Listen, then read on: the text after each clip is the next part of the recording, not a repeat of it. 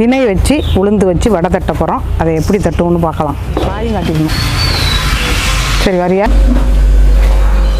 1 cup உளுந்து 2 மணி நேரம் ஊற வச்சு இருத்து வச்சுருக்கேன். தினையும் அதேமாரி இதில் 1 கப்பு, இதில் அரை கப்பு. பட்டை மிளகாய், உப்பு, கருவேப்பிலை அரைச்சிக்கிட்டு பட்டை மிளகாய் தண்ணி இல்லாமல் உளுந்து தேனா கொஞ்சம் அரைப்பட்டுடணும். உப்பும் போட்டுருவோம். 1 கொத்து கருவேப்பிலையும் அதிலே அரைச்சிருவோம்.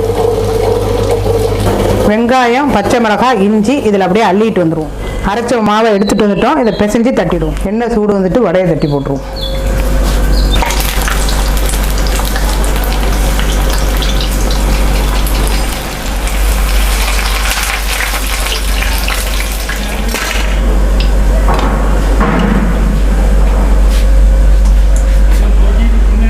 சொல்ல வேண்டாம்.